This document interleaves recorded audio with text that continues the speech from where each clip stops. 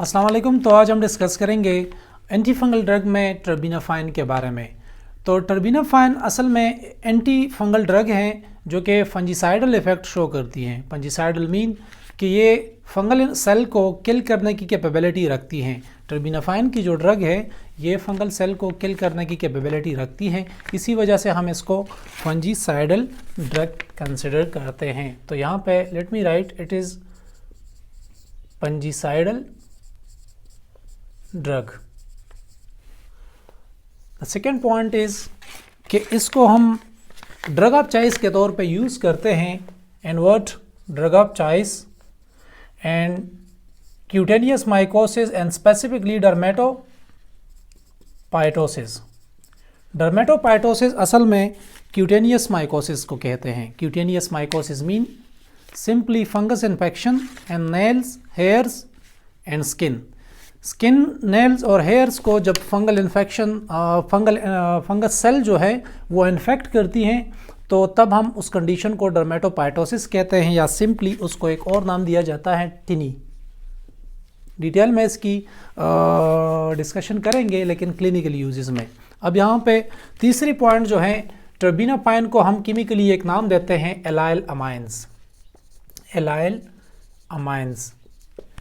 अब केमिकली हम टर्बिनाफाइन को कंसिडर करते हैं एलाइल अमाइंस के कैटेगरी में। अब क्यों हम इसको एलाइल अमाइंस के कैटेगरी में कंसिडर करते हैं?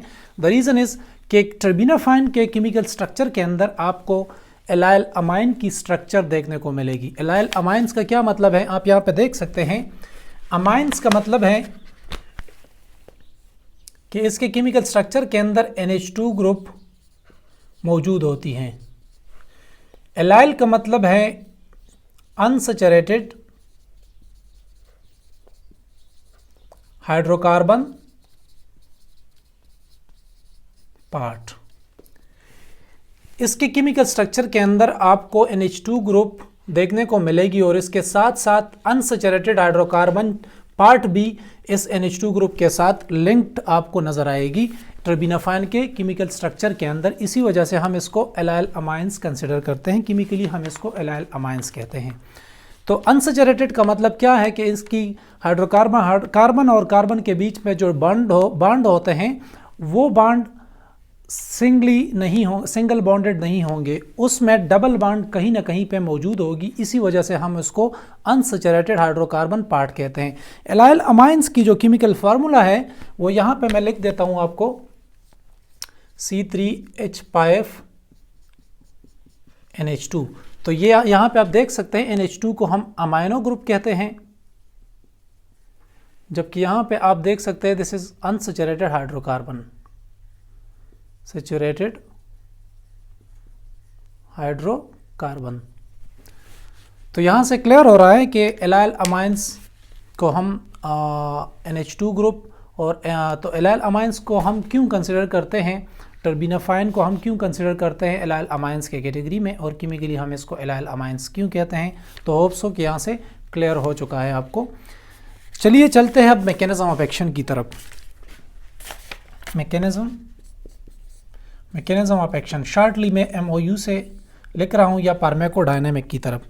तो मैकेनिज्म ऑफ एक्शन के लिए, टर्बिनाफाइन की मैकेनिज्म ऑफ एक्शन के लिए आपको एक सेंटेंस याद रखनी होगी और वो सेंटेंस, उस सेंटेंस से आप रिमाइंड कर सकते हैं इसकी मैकेनिज्म ऑफ एक्शन को।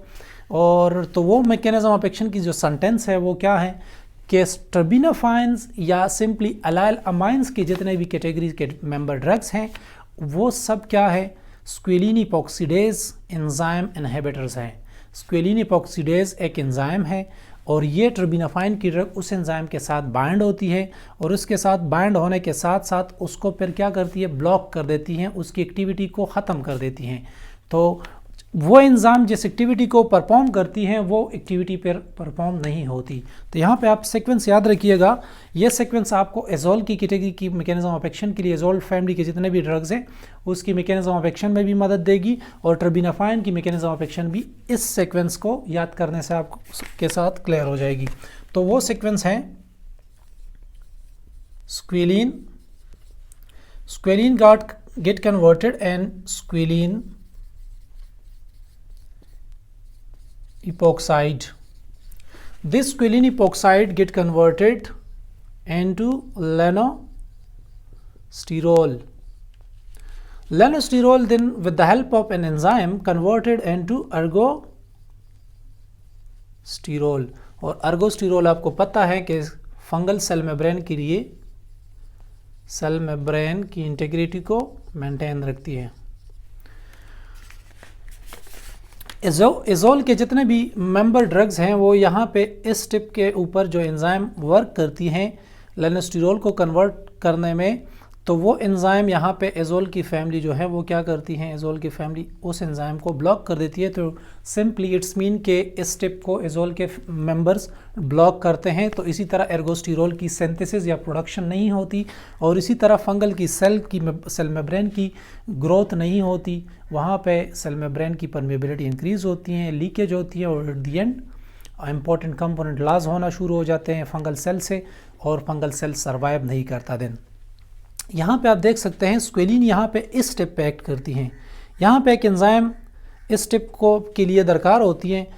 ये स्टेप स्क्वेलिन से स्क्वेलिन इपॉक्साइड तब बनती है जब यहाँ पे एक एंजाइम एक्टिव होंगे और वो एंजाइम है स्क्वेलिन इपॉक्सीडेज। अगर ये एंजाइम एक्टिव है, अगर ये एंजाइम सही काम कर रहा है तो इट्स मीन ये स्टेप परफॉर्म होगी और एट दी एंड वो सारी स्टेप सीक्वेंस इसी तरह चली जाएगी और एट दी एंड आपको एर्गोस्टिरोल की सिंथेसिस मिलेगी।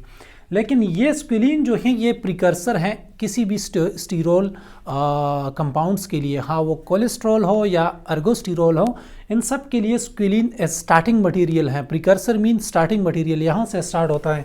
तो अगर आप स्क्वेलिन को स्क्वेलिन इपॉक्साइड में कन्वर्ट करोगे तो इट्स मीन इस एंजाइम के थ्रू इट्स मीन के एर्गोस्टिरोल की प्रोडक्शन होगी और फंगल सेल सर्वाइव करेगी। लेकिन अगर इस स्क्वेलिन की कन्वर्जन स्क्वेलिन इपॉक्साइड में आप ब्लॉक करते हैं थ्रू व्हाट, ये एंजाइम जो इस स्टेप को परफॉर्म कर रहा है, आप इस एंजाइम को टर्बिनाफाइन ड्रग के थ्रू ब्लॉक कर देते हैं, इनहिबिट कर देते हैं टर्बिनाफाइन। तो नेगेटिव का मतलब है कि ये इस एंजाइम को ब्लॉक कर देते हैं तो एट दी एंड ये स्टेप ब्लॉक हो जाती हैं और इससे स्क्वेलिन इपॉक्साइड और एट दी एंड आपको एर्गोस्टिरोल नहीं आप प्रोड्यूस नहीं कर सकते, एर्गोस्टिरोल की सिंथेसिस को आप नहीं कर सकते। द रीज़न इज़ कि आप यहाँ पे इस स्टेप को ब्लॉक कर रहे हैं थ्रू आउट टर्बिनाफाइन के ड्रग के थ्रू। तो इससे अब होगा क्या, अगर ये स्टेप आगे प्रोसीड नहीं करेगी, अगर ये सीक्वेंस ये रिएक्शन आगे प्रोसीड नहीं करेगी तो it's mean fungal cell membrane की इंटीग्रिटी डिस्टर्ब हो जाएगी, इसकी परमेबिलिटी इंक्रीज होती जाएगी और उससे लीकेज होगी। लीकेज के साथ साथ इंपॉर्टेंट कंपोनेंट लॉस होना शुरू हो जाएंगे और at the end fungal cell survival उसकी मुश्किल हो जाएगी। लेकिन यहाँ पे स्क्वेलिन को अगर आप देखें तो स्क्वेलिन जो है एक टॉक्सिक कंपाउंड है, एक टॉक्सिक सब्सटेंस है। और अगर आप ये तो आप सिंपली याद कर सकते हैं ना कि excess of everything is bad. हर चीज़ की अगर कंसंट्रेशन इंक्रीज़ होती है एक हद से तो वो डेंजरस हो जाती है। और अब अगर वो चीज़ बहुत पहले से टॉक्सिक है और उसकी कंसंट्रेशन आप इंक्रीज़ कर रहे हैं तो इट्स मीन आप टॉक्सिसिटी को इंक्रीज़ कर रहे हैं, आप उस सेल की डेथ की तरफ जा रहे हैं। तो यहाँ से क्या होता है, अगर इसकी स्टार्टिंग मटेरियल जो कि स्क्वेलिन है, इसकी कन्वर्जन स्क्वेलिन इपॉक्साइड में नहीं होती तो इट्स मीन इसकी कंसंट्रेशन इंक्रीज़ होती जाएगी फंगल सेल के अंदर। ये सारा जो स्टेप है, ये जो सारी रिएक्शन है, ये फंगल सेल के अंदर होती हैं। अगर आप इसकी कंसंट्रेशन इंक्रीज़ करेंगे बाय ब्लॉकिंग द स्टेप तो ये टॉक्सिक सब्सटेंस है और ये सेल की टॉक्सिसिटी काज करेगी और इसी तरह फंगल सेल की किलिंग हो जाएगी, फंगल सेल डेड हो जाएगी इसकी टॉक्सिसिटी की वजह से, इसकी कंसंट्रेशन इंक्रीज़ करने की वजह से। और क्यों होती है इसकी कंसंट्रेशन इंक्रीज़, क्योंकि इस टिप की कन्वर्जन इसमें नहीं होती। ये लेस टॉक्सिक हैं, ये बहुत ज़्यादा टॉक्सिक हैं। अगर यहाँ पे जो एंजाइम चाहिए होती है इस टिप को कन्वर्ट करने के लिए, तो जो इस स्टेप को रन करने के लिए जो एंजाइम चाहिए वो एंजाइम हम ब्लॉक कर रहे हैं थ्रू व्हाट, टर्बिनाफाइन ड्रग के थ्रू। तब अगर वो हम ब्लॉक कर रहे हैं तो हम इसकी कंसंट्रेशन को इंक्रीज कर रहे हैं। तो that's simple mechanism of action. अब चलिए चलते हैं फार्माकोकाइनेटिक की तरफ। तो यहाँ पे मैं लिख रहा हूँ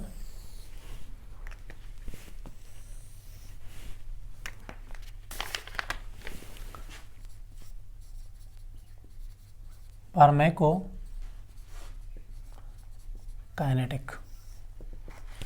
फार्माकोकाइनेटिक के लिए आपने 4 चीज़ों को याद रखनी है: administration, distribution and third metabolism, fourth is elimination. आप किस रूट से इसको एडमिनिस्टर करेंगे और कहाँ पे ये डिस्ट्रीब्यूट हो रहा है, और इसके अलावा कहाँ पे ये मेटाबोलाइज हो रहा है ये ड्रग, और कहाँ से फिर एलिमिनेट होती है। तो यहाँ पे मैं लिख रहा हूँ इसकी जो एडमिनिस्ट्रेशन है वो हम ओरली भी करते हैं थ्रू टैबलेट, इसके अलावा प्लस टॉपिकली भी हम इसको यूज़ करते हैं। इन विच फॉर्म? क्रीम्स के शक्ल में, जेल की शक्ल में भी अवेलेबल है, सोल्यूशन की शक्ल में भी ये टर्बिनाफाइन की ड्रग अवेलेबल है मार्केट में, और इसको हम इसी डोजेज फॉर्म में भी यूज़ कर सकते हैं। तो ओरली भी ये अवेलेबल है, टॉपिकली क्रीम की शक्ल में भी हम अप्लाई कर सकते हैं स्किन के ऊपर, इन्फेक्टेड जगह के ऊपर।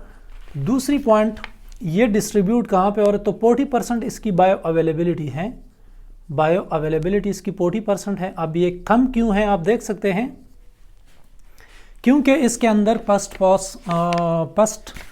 पास मेटाबॉलिज्म होती है, जिसको हम फर्स्ट पास इफेक्ट भी कहते हैं, वो इफेक्ट यहाँ पे होती है। तो इसी वजह से इसकी जब टारगेट साइट होती है, जब टारगेट टिश्यूज़ होते हैं, वहाँ तक जब ये ड्रग पहुँचती हैं तो इसकी कंसंट्रेशन काफ़ी कम होती है। यहाँ पे एक और पॉइंट मैं लिख रहा हूँ कि ये एकमुलेट होती है कि कौन से जगह पर एकमुलेटेड। ये टर्बिनाफाइन की जो ड्रग है इसकी कंसंट्रेशन बहुत ज़्यादा इंक्रीज़ होती है, in which and nails, skin, hairs and other adipose tissues. तो इन जगहों पे इनकी कंसंट्रेशन बहुत ज़्यादा इंक्रीज़ होती है, ये वहाँ पे डिस्ट्रीब्यूट ज़्यादा होते हैं। इसके अलावा तीसरी पॉइंट अगर हम करें, यहाँ पे एक और पॉइंट मैं याद ऐड करना चाहूँगा, ब्रेस्ट मिल्क में भी इसकी कंसंट्रेशन इंक्रीज़ होती है। तो इसी वजह से जो नर्सिंग मदर्स हैं, जो नर्सिंग फीमेल्स हैं, वो अगर ये ड्रग यूज़ कर रहे हैं, तो अगर वो अपने बच्चे को फीड कर रहे हैं तो फिर वो काइंडली ये ड्रग यूज़ ना करें, क्योंकि बच्चे की फीडिंग में, मिल्क में भी बच्चे को ये टर्बिनाफाइन की ड्रग फीड हो रही होती है और इसके बच्चे के ऊपर इफ़ेक्ट होंगे। लिवर के थ्रू ये इसकी मेटाबॉलिज्म होती है, फोर्थ नंबर पे यूरिन के थ्रू ये बॉडी से निकल जाते हैं। तो these are what about pharmacokinetics. अब चलिए चलते हैं, let me erase these things।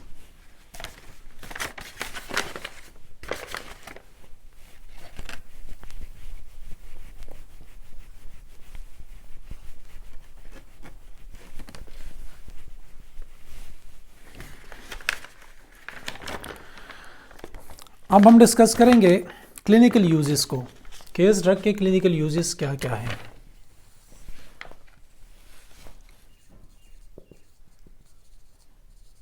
Clinically इसकी इम्पोर्टेंस क्या है, यहाँ पे आप देख सकते हैं। टर्बिनाफाइन की ड्रग को हम ड्रग ऑफ चॉइस के तौर पे यूज़ कर सकते हैं और करते भी हैं। ड्रग ऑफ चॉइस के तौर पे हम यूज़ करते हैं डर्मेटोपाइटोसिस में। डर्मेटोपाइटोसिस एक फंगल इन्फेक्शन है जो कि स्किन, नेल्स और हेयर्स के ऊपर पैर होती है और जाके इन जगहों को ये इन्फेक्ट करती है। और इसके साथ साथ जिस फंगस ग्रुप से, जिस फंगस फैमिली से ये डर्मेटोपाइटोसिस की कंडीशन काज होती है, वो फंगस जो हैं उसको हम कहते हैं डर्मेटोफाइट्स फैमिली। डर्मेटोफाइट्स में 3 जेनराज आते हैं फंजाई के, और उसको हम अब यहाँ पे डिस्कस करेंगे। तो यहाँ पे पहले मैं आपको लिख देता हूँ कि ड्रग ऑफ चॉइस के तौर पे यूज़ करते हैं एनवर्ट क्यूटेनियस माइकोसिस में। क्यूटेनियस माइकोसिस में बहुत सारे फंगल इन्फेक्शंस आते हैं, जिसमें है डर्मेटोपाइटोसिस। डर्मेटोपाइटोसिस एक फंगल इन्फेक्शन है, स्किन, नेल्स और हेयर्स को ये इन्फेक्ट करते हैं। अब ये जिस फंजाई के फैमिली से काज होती है ये कंडीशन, उसको हम कहते हैं डर्मेटोपाइट्स। उस ग्रुप को, फंगस के उस ग्रुप को हम, फंजाई के उस ग्रुप को हम कहते हैं डर्मेटोपाइट्स। अब डर्मेटोफाइट्स के अंदर आपको 3 जेनरास देखने को मिलेंगे। 3 जेनरास, इपिडर्मेटोपाइटन्स, माइक्रोस्पोरम, इसके अलावा ट्राइकोपाइटन्स। ये तीनों जेनरास डर्मेटोपाइट्स पाइट्स के कैटेगरी में आते हैं और ये तीनों जेनरास डर्मेटोपाइटोसिस को मीन स्किन, नेल्स और हेयर्स की फंगल इन्फेक्शन को काज कर सकते हैं। तो इसी वजह से हम ड्रग ऑफ चॉइस के तौर पे यूज़ करते हैं ट्रेबिनाफाइन को। ओरली भी हम यूज़ कर सकते हैं, टॉपिकली भी हम यूज़ कर सकते हैं इस कंडीशन को रिकवर करने के लिए। इसके अलावा डर्मेटोपाइटोसिस को हम एक और नाम भी देते हैं जो कि हैं टिनी। ये एक जनरल नाम है टिनी। टिनी के पर बहुत सारे टाइप्स हैं और उन सारी टाइप्स में ये काफ़ी हद तक इफ़ेक्टिव हैं। तो let me write those types. Tinea pedis में हम इसको यूज़ करते हैं। टेनिपेडिस को हम एथलीट फुट भी कहते हैं, एथलीट्स फुट।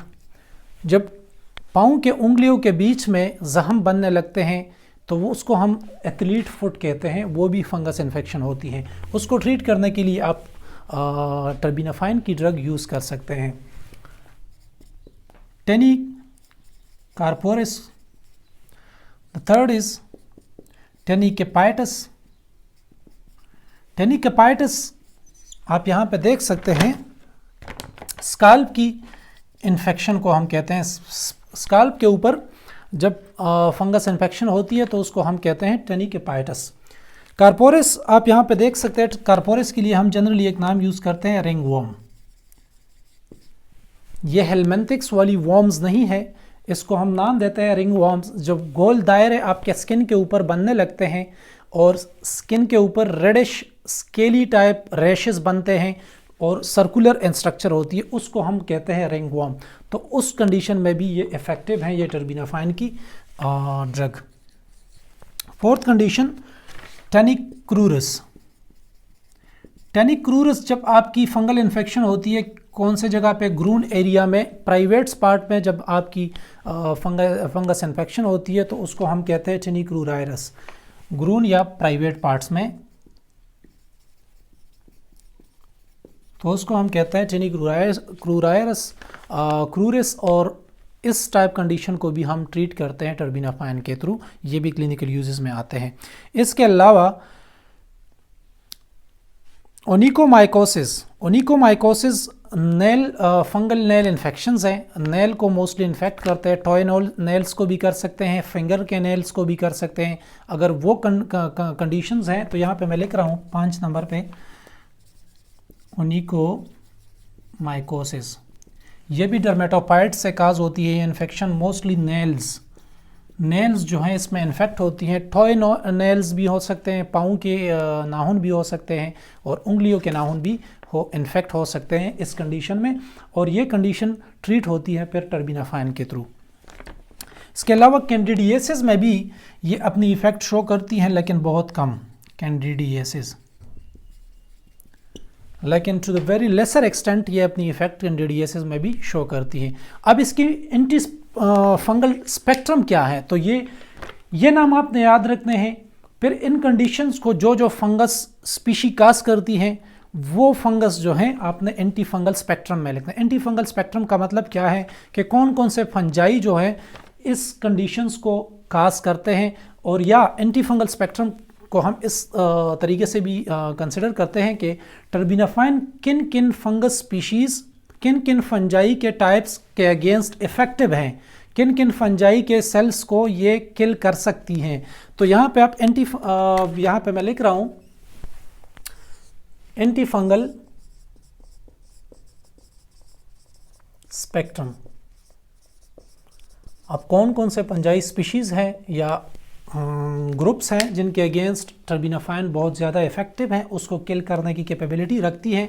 तो वो है, आप यहाँ पे देख सकते हैं डर्मेटोपाइटोसिस का कौन से ग्रुप ऑफ फंजाई से होती है, डर्मेटोपाइट्स से। डर्मेटोपाइट्स में किन किन जेनराज आते हैं, कौन कौन से जेनराज आते हैं, ये 3। तो यहाँ पे इन तीनों के नाम लिख दे। एपिडर्मेटोपाइट्स स्पीशीज़ जितने भी हैं, माइक्रोस्पोरम स्पीशीज़, मतलब ये एक जेनरा है और इस जेनरा की कोई भी स्पीशी हो सकती है। इसके अलावा ट्राइकोपाइटन्स, ये तीनों जेनरास के फंगस स्पीशीज़ के अगेंस्ट टर्बिनोफाइन बहुत ज़्यादा इफ़ेक्टिव हैं और इन तीनों जेनरास के स्पीशीज़ को ये किल करने की कैपेबिलिटी रखती हैं। तो इसी वजह से हम एंटी फंगल स्पेक्ट्रम में इसको कंसिडर करते हैं। चौथी चीज़, जब यहाँ पे हमने कहा कि कैंडिडियासिस के अगेंस्ट भी ये इफ़ेक्ट शो करती है लेकिन बहुत ज़्यादा कम, तो यहाँ पे हम कैंडिडा स्पीशी को भी ऐड करते हैं। कैंडिडा स्पीशीज़, ये थी एंटी फंगल स्पेक्ट्रम। अब लास्ट जो है एक चीज़ रहती है वो है एडीआरस, कि इनके कौन कौन से कॉम्प्लिकेशंस हो सकते हैं टर्बिनोफाइन्स के। तो एडीआरस को मैं यहाँ पे लिख लेता हूँ। आप यहाँ पे एडीआरस को कंसिडर करते हैं। ADRs, adverse drug reactions, side effects इनके क्या क्या हो सकते हैं। सिंपली मैं कहूँगा साइड इफ़ेक्ट्स, इससे सबसे पहले आपने जीआईटी डिस्टर्बेंस इससे होती हैं। जीआईटी, गैस्ट्रो इंटेस्टाइनल ट्रैक्ट को ये डिस्टर्ब करती हैं ये ड्रग्स, जिसमें डायरिया भी हो सकती हैं, पेट खराब हो सकती हैं, डिस्पेप्सिया भी हो सकती हैं, और तीसरी चीज़ नाजिया भी हो सकती हैं। The act of feeling, the feeling, वो जो फीलिंग्स होती है बंदे को कि मतलब मुझे उल्टियाँ आ रही हैं, तो वो जो फीलिंग्स होती है उसको हम नाजिया कहते हैं। इसके अलावा सेकंड नंबर पे जो हेडेक हो सकती है, इसको सर दर्द होगी उस पेशेंट को, रैशेस भी आ सकते हैं उस पेशेंट को, अगर वो टॉपिकली यूज़ करती हैं तो हाइपर सेंसिटिविटी के थ्रू उसकी स्किन के ऊपर रैशेस भी आ सकते हैं। तीसरी चीज़ वो है taste and visual disturbances, visual disturbances, उसकी टेस्ट और विजन डिस्टर्ब हो सकती हैं टर्बिनोफाइन के ड्रग्स से। तो ये थी ओवरऑल इसकी एक्सप्लेनेशन और डिस्क्रिप्शन। तो आई होप सो कि मैंने सारी डिस्क्रिप्शन कवर कर ली है। यहाँ पे एक चीज़ मैं एक और ऐड करना चाहूँगा कि एलाइल अमाइंस में हम टर्बिनोफाइन को कंसिडर करते हैं, लेकिन और कौन कौन से ड्रग्स हैं जिसको हम एलाइल अमाइंस के साथ रिजेम्बलेंस में रखते हैं या उसको कंसिडर करते हैं एलाइल अमाइंस के कैटेगरी में, तो वो भी यहाँ पे मैं आपको लिख रहा हूँ। एलाइल अमाइंस, एलाइल अमाइंस की कैटेगरी में हम मोस्टली 3 ड्रग्स को कंसिडर करते हैं। Terbinafine, number second is naftifine, number third is butenafine. Naftifine, butenafine, terbinafine, इन सब की mechanism of action almost clinical uses ये सब कुछ सेम है, लेकिन यहाँ पे आप देखें नेफ्टिफाइन, फाइन, इन सब मेंबर ड्रग्स के वर्ड नामों में आपको फाइन की वर्ड एज ए सफिक्स देखने को मिलेगी, और ये फाइन की वर्ड इंडिकेट करती हैं कि ये सारे मेंबर ड्रग्स जो हैं एलाइल अमाइंस की कैटेगरी में आते हैं और केमिकली इनको हम एलाइल अमाइंस कहते हैं। ब्यूटिनोफाइन को अगर आप देखें तो ब्यूटिनोफाइन को हम एक स्पेसिफिक नाम देते हैं, वो है क्या, benzyl amine. Benzyl amine mean इसके अंदर अमाइनो ग्रुप होती हैं और अमाइनो ग्रुप के साथ लिंक्ड बेंजीन की रिंग मौजूद होती हैं, इसी वजह से हम इसको बेंजाइल अमाइन कहते हैं। अदरवाइज़ इसकी रिजेम्बलेंस काफ़ी हद तक एलाइल अमाइंस के साथ होती है। तो इसी वजह से मैं ये चीज़ें आपके साथ सामने रखना चाह रहा था। तो होप सो मैंने काफ़ी सारी चीज़ें कवर कर ली हैं इस लेक्चर में। Thank you for watching my videos.